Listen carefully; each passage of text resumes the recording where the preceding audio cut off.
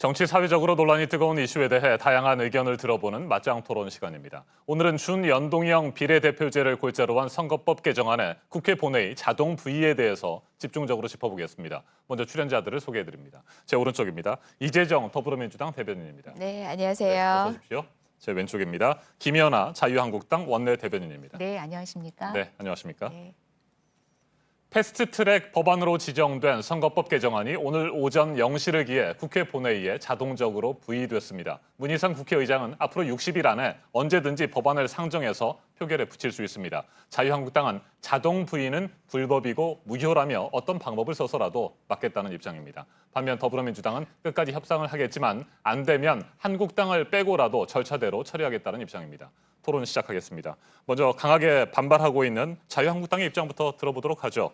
네, 선거법하고 공수처법이 이제 패스트트랙으로 옮겨 타게 된 한번 배경을 저희가 좀 봐야 될 것 같은데요. 지난해였던 것 같습니다. 사실은 각 정당 간에 이 선거법과 또 공수처법에 대해서 여러 가지 이견이 있었죠. 그런데 12월이었던 것 같아요. 정의당의 이정미 대표하고 손학규 대표께서 이제 단식을 시작하십니다. 그랬죠. 예.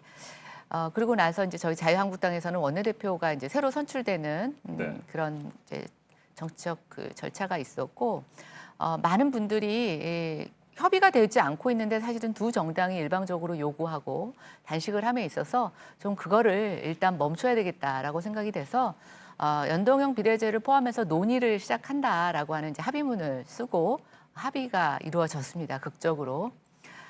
근데 사실은 그 합의문이 지금 여러 가지 네. 정치 일정에 발목을 잡고 있습니다. 그 합의 정신에 어긋나게 패스트트랙으로 일방적으로 합의되지 않은 일이 이제 절차적인 그런 트랙에 올라탔고요.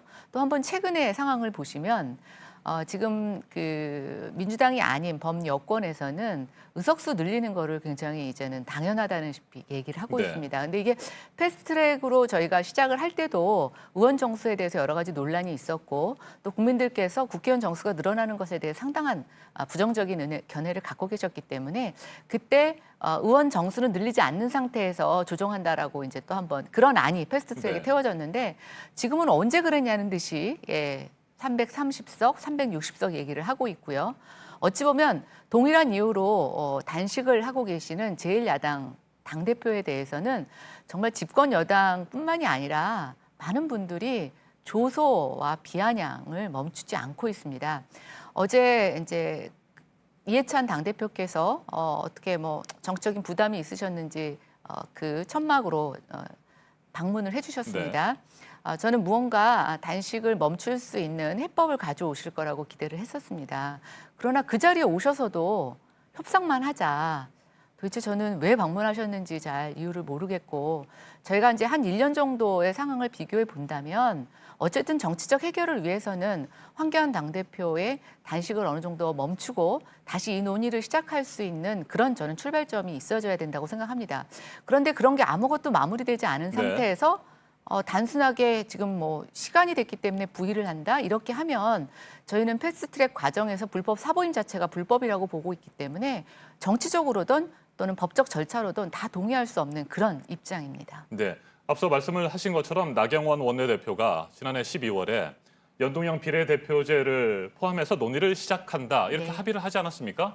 그런데 네. 물론 뭐 여러 가지 이유를 말씀하셨습니다만 실제적으로 그 논의 자체에 아예 참여를 안 했잖아요. 아니요, 그렇지는 네. 않습니다. 저희 안이 다른 정당과 굉장히 극하게 대립을 하고 있었죠. 저희는 오히려 연동형 비례제 도입 자체가 대통령제에서는 불가하다. 그리고 그거에 대한 부작용을 얘기를 했습니다. 그러니까 저희는 그래서 작년에 그렇게 연동형 비례제에 대해서 도입 자체를 합의해 주기가 굉장히 어려웠던 이유가 저희가 그것을 원천적으로 반대를 하고 있기 때문이고 그러기 위해서는 개헌을 통해서 의원내각제라든가 부분적으로 대통령의 권한을 줄이는 작업을 같이 하자고 일관되게 주장을 했었죠. 네. 그런데 그것이 전혀 받아들여지지 않았습니다. 그리고 군소정당이 사실상 다음 총선에서 살아남을 수 있는 방법 중심으로 이게 흘러가다 보니까 아마 이재정 대변인도 말씀하셨지만 민주당도 의석수가 줄어들 수 있습니다. 한국당도 줄어들 수 있습니다. 그러나 지금의 그 연동형 비례제는 순수한 연동형 비례제도 아닙니다. 연동형 비례제라고 하는 이름을 붙였지만 내용적으로 보면 정말 해괴망측하고 국민들이 행사한 투표권이 누구에게 어떤 영향을 미칠지를 정말 아무도 알 수 없는 나몰라라는 식의 선거법입니다.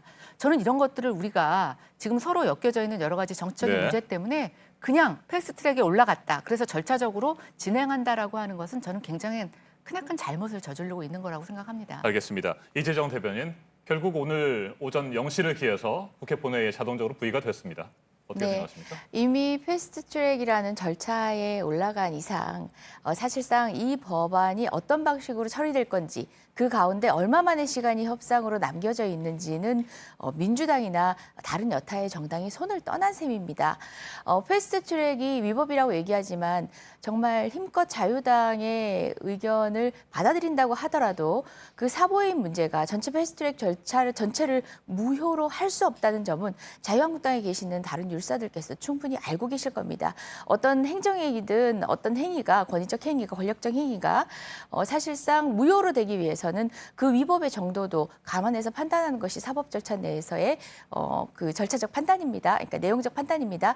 그런데 뭐 그걸 떠나서 각 정당이 가지는 입장들은 다양할 수밖에 없습니다. 다양할 수 있습니다. 민주당이 생각하는 합리적이고 명분 있고 타당하다는 입장이 있고 자유한국당의 입장도 동의할 수 없지만 있습니다. 그럴 때는 국회 안에서 해결하는 절차에 따라서 논의를 하시면 됩니다. 패스트트랙 절차를 이미 상정했기 때문에 논의의 장은 기울어져 있다. 만약 기울어져 있다라고 느끼시면 기울어지도록 만든 것이 패스트트랙 절차에 가중된 정족수를 기반으로 한 절차의 기본적인 이유입니다.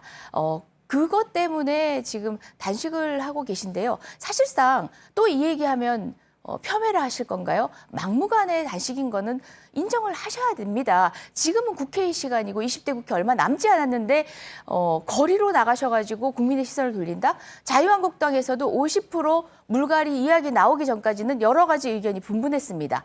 그 얘기 나오자마자 자유한국당 내부의 다른 목소리도 쏙 들어갔습니다. 자유한국당 전 대표였던 홍준표 전 대표조차도 그 단식에 대해서는 비난과 사실상 표현을 가지고 비난과 조소, 폄훼라고 얘기하셨지만 비판의 목소리가 있었습니다. 그리고 민주당이 사실상 불리한 그런 선거제도다 말씀하셨는데 맞습니다. 그럼에도 불구하고 왜 민주당이 하려는 줄 아십니까? 자유한국당의 주장대로 장기 집권을 위해서? 아닙니다. 어떻게 정치결이 그렇게 다른 같은 당으로 합칠 수도 없는 정당끼리 그런 걸 획책 도모할 수 있습니까? 표의 등가성을 위한 것입니다. 국민의 표심이 결과에 반영되도록 하기 위해서입니다. 물론 연동형 비례가 모든 것을 해결할 수 없지만 준 연동형 비례라는 타협적인 제도를 취하지만 제도는 절대선이라는 게 없기 때문에 당시의 상황에 따라서는 정치적 어떤 상황에 따라서는 협상도 할 수 있는 거고요. 그럼에도 불구하고 동네 제도에 비해서는 모든 최종적인 결과를 놓고 봤을 때는 국민의 사표를 방지하고 국민의 의사에 그래도 부합할 수 있는 제도라는 점은 자유한국당도 인정하실 겁니다. 지금 현재 한교안 대표 누워 계시고 기력도 없으시다고 합니다. 건강에 대한 염려는 기본적으로 제가 당 대변인이라서 저도 논평을 했는데요. 기본 전제로 깔려 있죠. 하지만 국민의 우선을 두고 황교안 대표 건강에 대한 염려로 단식을 말리는 건 기본적으로 하고 국민의 입장에서 그와 같은 방식은 온당치 않다라는 그런 비판은 그때도 지금도 마찬가지입니다. 뿐만 아니라 황교안 대표는 나라를 걱정하시느라고 그곳에 누워 있지만 정작 나라의 가장 중요한 기틀인 우리 국민 한 분은 황교안 대표보다 3배 더 많은 단식 기간을 지금 하고 그 추운 곳에서 내일이 당장 어떻게 될지 오늘 당장 어떻게 될지 모르는 목숨을 부지하고 있습니다. 나라를 걱정하고 계시겠지만 황교안 대표의 손으로 바로 그 형제복지원 피해자 국민의 목숨을 살릴 수 있습니다. 알겠습니다. 황교안 대표의 단식에 대한 공방은 이 정도에서 마무리를 했으면 좋겠는데 관련해서 반론하실 생각은 없으십니까? 저는 그렇습니다. 우리 네, 짧게 하시고요. 우리 정치사에 많은 분들이 단식을 하셨습니다. 주로 이제 야당에서 많이 하셨었는데 그 어느 때도 특히 87년 우리 민주화 이후에 그런 야당 대표의 어떤 그런 단식에 대해서 이런 식의 비하는 없었다라고 생각이 되고 또 마찬가지로 선거법은 예전에 한나라당이 과반을 점했을 때도 이런 식으로 일방적으로 처리한 법은 없었습니다. 그래서 저는 우리가 한번 정치의 모든 것들이 좀 진일보하고 또 좀 발전돼야 된다고 생각되는데 지금 민주당이 펼치고 있는 선거법과 공수처법의 처리는 정말 민주주의의 후퇴라고 생각이 됩니다. 아까 뭐 건강 걱정하신다고 얘기하셨는데요. 단식 시작하셨을 때 폄하했던 그 논평은 정말 아쉽다고 생각이 됩니다. 알겠습니다. 단식 부분이요. 저도 잠깐만요. 말씀을 좀 드려야겠습니다. 잠깐만요. 예. 단식 부분에 대한 얘기는 저희가 지난주 이 시간에도 충분히 공방을 했기 때문에 너무 길게 연장이 되면 저희가 실제 토론을 하고자 하는 선거법 개정안에 대해서 많은 얘기들을 못 하거든요. 그래도 짧게 마무리하시고 예. 제가 그다음에 질문할게요. 네. 15초 안에 마무리를 해주세요. 예, 알겠습니다. 폄훼라고 하시는데 어떤 지점을 폄훼라고 하신지 제가 논평을 냈던 당사자로서 수용할 수 없는 지적이고요. 지난 단식들, 뭐 당대표급 단식들을 보면요. 사실 국민이 동의할 수 있는 명분이 있었습니다. 단식과 삭발, 정말 없는 사람들이 내가 가진 것이 그것밖에 없어서 머리카락을 자릅니다. 정말 내어놓을 것이 인간에게 모두 하나씩 주어져 있는 그 목숨밖에 없어서 그런 단식을 합니다. 알겠습니다. 황교안 대표의 그런 단식이 그런 절박함에 국민적 동의를 얻었는지 스스로 한번 되돌아보시기 바랍니다. 오늘의 본 주제 선거법 개정안에 대해서 다시 한번 토론을 시작하도록 하죠. 네. 더불어민주당 일단은 자유한국당과 협의를 좀 해보겠다, 타협점을 찾아보겠다는 입장이잖아요. 맞습니다. 언제까지 이 협상을 시도하실 계획이십니까? 예, 자유한국당은 더불어민주당이 협상을 제안하고 대화를 하자고 하는 얘기를 진위를 의심하십니다. 그런데요, 지난 주말 군소정당, 정의당을 비롯해서 우리가 패스트트랙 공조를 했던 다른 야당들이 여의도에서 촛불을 들었습니다. 촛불을 들으면서 지탄했던 대상이 누구냐면요. 우리 더불어민주당이었습니다. 왜 자유한국당에 목매고 있느냐? 4당 공조를 부활해서 패스트트랙 절차를 진행시키라고 하고 있습니다. 저희는 사실 자유한국당을 향해서는 패스트트랙 최종적인 그 결승점에 이르기 전까지는 치열한 논의를 이어가자고 간절하게 호소를 하고 있는데요. 철저하게 외면하고 있는 것은 자유한국당입니다. 그리고 저희로서도 패스트트랙 절차라는 가중된 정족소를 바탕으로 한 국회법상 절차를 무시할 수 없습니다. 그리고 4당 공조를 무시할 수 없는 상황에서도 자유한국당에게 마지막까지 호소를 하고 있는 겁니다. 국회 내에서 해소할 수 있는 방법을 제대로 응하시고 그 안에서 자유한국당의 정당성을 주장하시는 것이 국민도 자유한국당의 목소리를 경청할 수 있는 이제 마지막 길이라고 봅니다. 선거도 얼마 남지 않았는데요. 사실상 선거 전에 선거제도를 확정하는 것은 한 2년 전부터 시작되기도 합니다. 근데 지난 1년 반 전에 선거개혁의 문제를 떠올릴 때 지난하게 오랫동안 논의해왔던 것이 바로 선거제도 개혁 중에서도 뭐 비례대표 개혁이라든지 연동형 비례에 대한 논의였습니다. 느닷없이 튀어나온 게 아닙니다. 그런 논의를 받아 안아서 국회에서 논의를 시작하는데 자유한국당은 타협의 지점 없이 본인의 원안을 고수하는 방식이었습니다. 네. 이제는 패스트트랙이라는 엄중한 국회법적 절차에 이 마지막 결승점에 있고 20대 국회의 마지막 결승점에 있습니다. 이제 더 이상 아직과 고집을 부릴 시간이 자유한국당에게도 없습니다. 자유한국당에 손 내미는 것을 비난받고 있는 더불어민주당이 강국하게 진정성 있게 알겠습니다. 호소드립니다. 고위공직자 범죄수사처 설치를 비롯한 검찰 개혁 법안도 12월 3일 이제 국회 네. 본회의에 자동적으로 부의가 되는데 그때까지는 일단 자유한국당과 협상을 계속 시도하고 그 이후에는 그러면 절차대로 진행을 하겠다 이런 입장이십니까? 짧게 말씀하시죠. 다른 선택을 네. 할 수 있는 권한이 더불어민주당에게는 없습니다. 알겠습니다. 자유한국당 절차대로 진행을 하겠다고 한다면 네. 어떻게 하시겠습니까? 그러니까 저는 그렇게 생각합니다. 답을 정해놓고 따라오라고 윽박을 하고 있습니다. 협박을 하고 있습니다. 그러면서 협상이라고 얘기를 합니다. 공수처 개혁이라는 간판을 달았지만 내용은 전혀 개혁적이지 않습니다. 국민들이 이제 그것을 알고 계십니다. 유재수 부산경제부시장 사건을 통해서 지금 이 공수처가 가져올 부작용에 대해서 국민들은 미리 엿보고 있습니다. 네. 패스트트랙 절차대로 하신다고 했는데요. 저희는 그 패스트트랙으로 올린 것 자체의 부당함을, 그다음에 부적절함을 계속 지적하고 있습니다. 이 부분에 대한 원천적인 해결이 없으면 저희도 내용을 논의할 수 없습니다. 그런데 민주당은 그 근본적인 것을 다 제외하고 지금 내용을 갖고 자꾸만 협상을 하고 있습니다. 국민들께서는 어떠한 형태로든 의원 정수가 늘어나는 것에 대해서 동의하지 않습니다. 그리고 군소정당 등가성 얘기를 하셨는데요. 지금 저희가 이 선거제 갖고 시뮬레이션을 하면 정의당만 의석이 늘어납니다. 이런 정의당의 의석이 늘어나는 것을 부러워해서 그런지 지금 창당을 해서 이런 선거에 뛰어들 만큼 준비된 정당이 34개나 된다고 합니다. 네. 국민들께서는 아마 연동형 비례제가 그런 부작용을 초래하실지 그동안 모르시다가 이제 조금씩 아시는 것 같습니다. 저는 분명히 말씀드립니다. 역사에 우리가 잘못된 선택을 하는 것들은 그 시작부터 신중해야 되고 또 그것을 저희가 막을 수 있다면 끝까지 막아야 된다고 생각됩니다. 저는 이제 협상의 모든 단초는 자유한국당은 일관된 입장을 보이고 있습니다. 더불어민주당 여당께서 원초적인 잘못에 대해서 그 묶은 사슬을 먼저 푸셔야 된다고 생각이 됩니다. 그리고 마지막으로 제가 좀 덧붙이자면 아까 이제 황교안 대표의 단식이 국민적 공감대를 얻을 수 없다고 얘기를 하셨습니다. 그게 바로 민주당의 문제입니다. 제1야당이 대변하고 있는 국민은 민주당한테는 청와대한테는 없는 국민 취급당합니다. 왜 그 국민적 공감대가 없습니까? 현장에 한번 와보십시오. 저희 한국당의 많은 응원의 메시지도 있고 그와 같은 국민적 마음을 차마 드러내지는 못하지만 응원하시는 분들도 많이 있습니다. 그것이 지금 문재인 정부가 실정을 하고 있는 가장 큰 저는 원인이라고 생각이 됩니다. 군소정당에 마음 기울이시는 것만큼 북한의 김정은 위원장에게 마음 기울이시는 것만큼 자유한국당이 대변하는 국민들에 대해서도 좀 귀를 열고 눈을 뜨고 봐주시기 바랍니다. 네. 두 분의 말씀을 들어보면 여전히 타협점을 찾는 게 쉽지 않아 보입니다.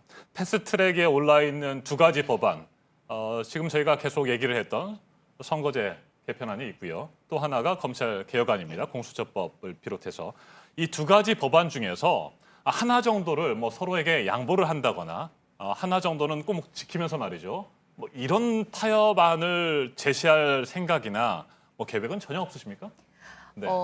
그와 같은 방식의 타협을 한다는 것은 민주당에게는 불가능한 일인 게 사실상 야당 공조로 패스트트랙에 가중된 정족수를 채웠습니다. 자유한국당이 동의해서 마련된 패스트트랙 절차입니다. 법률 안에 들어오게 된 절차입니다. 20대 국회에 민의가 반영된 의석수를 바탕으로 한 절차입니다. 국민의 요구라고 들으셔도 됩니다. 그것을 폭거라고 얘기하시면은 기본적으로 민주적 정당성을 구성했던 20대 국회의 선거 결과를 부인하시는 거고요.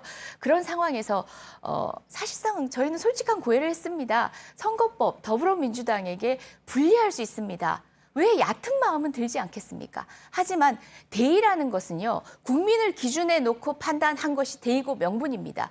그것을 거스를 수 없는 정당이 유구한 전통의 민주당입니다. 당리당략적으로 얘기한다면 얼마든지 협상안에서 이야기할 수 있습니다. 그렇지만 우리가 이야기하는 국민, 자꾸 지금 자유한국당 지지자와 민주당 지지자, 정의당 지지자로 나누려고 하시는데요.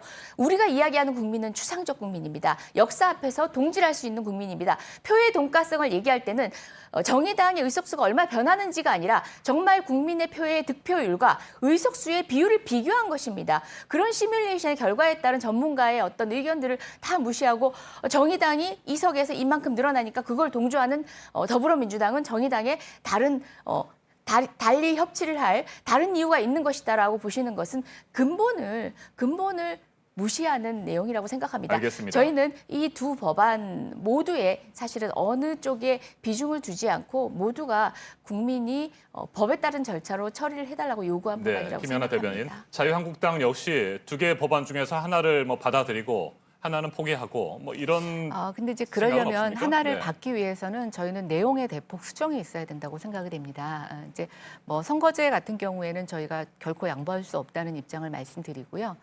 또 개헌이라든가 뭔가 대통령의 권한을 낮추는 전체적인 정치의 구조를 변화하지 않는 상태에서 지금 선거법이 그대로 통과돼서 강행이 된다라고 하면 군소정당 조금 더 의석수를 확보할 수는 있겠습니다. 그러나 저는 이번에 저희가 다당제가 되면서 정말 국회가 어려웠습니다. 최악의 국회가 된 건 이 다당제가 대통령 중심의 권력제와 엄청나게 불협화음을 일으키면서 사실은 아무것도 타협을 할 수 없었다라는 겁니다. 저는 지금 상태에서 이런 것들은 정말 정치의 최악으로 저희가 더 가속되는 거라고 말씀을 드리고 싶고요. 공수처에 대해서 말씀을 드리자면 공수처는 정말 제목은 그럴싸하지만 내용적으로는 정말 대통령 호위대를 만드는 겁니다. 민주적 견제 절차가 전혀 없고 견제 기관도 없고 헌법상에 명시되고 있는 수사권과 기소권을 같이 갖고 있는 그런 기관으로서도 인정하기 여러 가지 어려움이 문제가 있습니다. 그러면 이렇게 말씀드리고 싶습니다. 그걸 고쳐야죠. 고치려면 지금 부위에서 이 남은 시간 갖고는 안 됩니다. 그리고 저는 그렇게 생각합니다. 정말 공수처가 그렇게 정의롭고 필요하신 기관이라면 왜 꼭 요번에 설치를 해야 합니까? 조금 더 논의해서 다음에 설치해도 됩니다. 많은 분들이 뭐라고 하십니까? 문재인 대통령이 퇴임 이후를 걱정해서 공수처를 만든다고 얘기를 하고 계십니다. 그게 아니라면 저는 조금 더 천천히 할 수 있다고 생각이 됩니다. 그래서 말씀을 드리자면 그래서 다시 절차적 얘기를 말씀드리는 겁니다. 타협을 하기 위해서는 다시 논의를 해야 되고 그러기 위해서는 지금 남은 시간은 저는 결코 충분하지 않습니다. 알겠습니다. 예. 잠깐만요. 다음 달 17일이면 이제 후보 예비 등록이 시작되는 거죠? 맞습니다. 네, 내년 총선에 예비 후보 등록이 시작되는데 그 전까지는 어느 정도의 결론이 나야 될 것 같습니다. 그리고 저희도 지금 토론을 이제 마무리해야 될 시간이어서 네. 다른 뭐 긴 질문은 드리지 않고요. 짧게 제가 질문 드릴 테니까 짧게 뭐 단답형으로 답변을 하시면 될 것 같습니다. 그렇다면 네. 자유한국당에서는 현재의 선거 제도를 그대로 유지하면서 내년 총선을 치르겠다 이런 계획이십니까?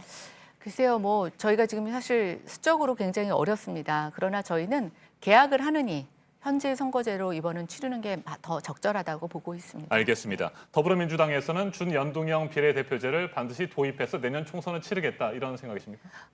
언제든지 대화의 장은 열려 있었고 타협의 지점들은 있습니다. 뭐라고 부르든 간에 어쨌든 간에 기본권의 확장을 위한 고민의 시작입니다. 게임의 룰이라고 하는데요. 저는 반대입니다. 국민의 기본권의 확장을 위한 논의를 하는 것이고요. 이 논의는 더불어민주당이 느닷없이 가져온 논의가 아니라 지난 10년, 지난 20년 그 이상의 역사적 논의가 있어 왔던 것을 이제서야 국회에서 본격적으로 논의를 시작한 것이기 때문에 사실상 숙성된 것입니다. 이제 더 이상 패스트트랙 전국에 스스로가 저지른 형사처벌 범죄 때문에 그런 우려 때문에 뭐 당리당략적인 고민을 한다. 이런 시선 받지 마시고요. 당당하게 나와서 논의의 장에서 논의를 아니 그래서 하시면 결론이 어떨까요? 뭡니까? 연동형 비례제밖에는 안 된다고 지금 사회자가 질문하신 거에 이재정 대변인은 명확한 답을 안 하셨습니다. 아니죠.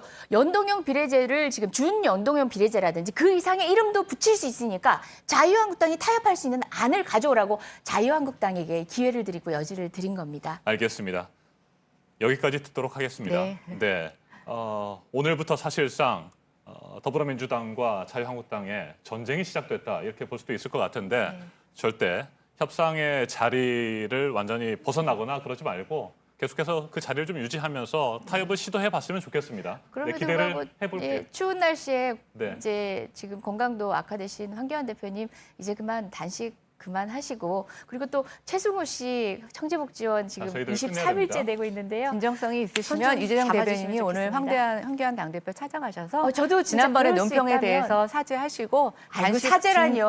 단식 국민께 먼저 중단하시라고 사죄하셔야 되지 진심으로 않을까요? 한번 내일 모레 말씀드려주십시오. 본회의가 네. 있습니다. 최승호 씨 살릴 수 있는 사람은 황교안 대표입니다. 알겠습니다. 최승호 씨 여기까지 손을 듣겠습니다. 잡아주십시오. 두 분 못하신 말씀 있으면 방송 끝나고 밖에서 커피 한잔 국회에서 하시면서 하겠습니다. 국회에서 얘기하시기 하겠습니다. 바랍니다. 오늘 맞짱 토론 여기서 마무리하도록 하겠습니다. 이재정 더불어민주당 대변인, 김연아 자유한국당 원내 대변인과 함께했습니다. 네. 토론 잘 들었습니다. 감사합니다. 감사합니다.